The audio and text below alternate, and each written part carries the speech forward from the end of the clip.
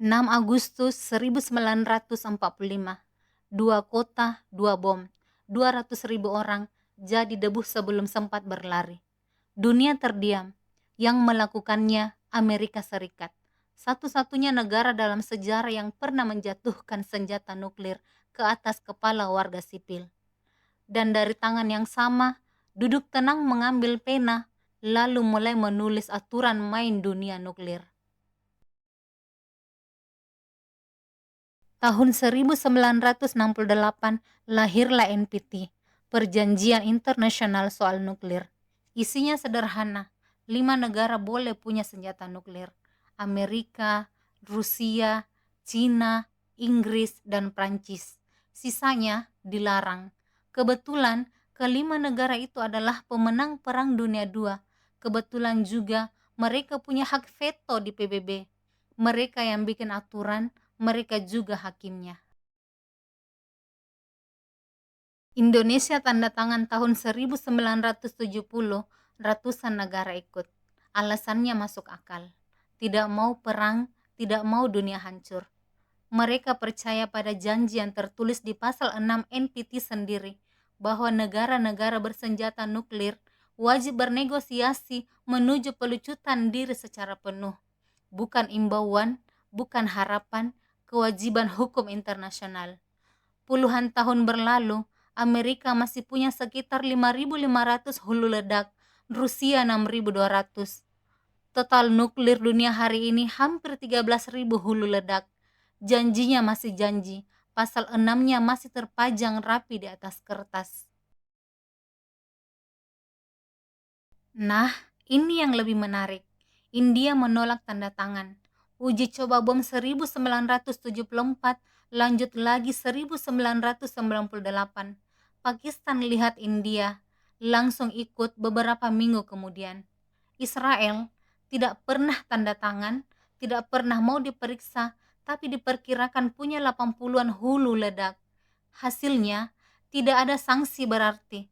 Amerika bahkan menjadikan India mitra strategis nuklir setelahnya.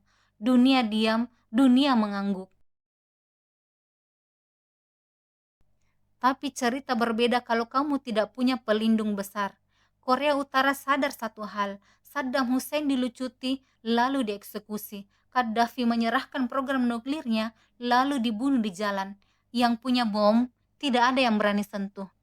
Tahun 2003, Korea Utara keluar dari NPT, dikucilkan, diblokir, rakyatnya menderita, tapi rezimnya masih berdiri sampai hari ini. Iran memilih jalan yang lebih licin, tetap tanda tangan NPT, tetap izinkan inspeksi, tapi diam-diam membangun fasilitas pengayaan uranium di dalam perut gunung. Selama hampir 18 tahun, sebelum akhirnya terbongkar bukan oleh IAEA, melainkan oleh kelompok oposisi Iran sendiri pada 2002. Iran bermain cerdas di dalam sistem, mencoba curang dengan rapi, tapi tetap ketahuan, dan hukumannya sanksi, ekonomi lumpuh. Lalu Juni 2025, Amerika dan Israel menyerang langsung fasilitas nuklirnya. Konflik berlanjut hingga 2026. Sekarang lihat Israel, tidak pernah tanda tangan NPT, tidak pernah mau diperiksa, tidak pernah bermain dalam sistem karena mereka tidak butuh. Diperkirakan punya 80-an hulu ledak dan tidak pernah mengakuinya. Hasilnya, tidak ada sanksi, tidak ada tekanan berarti.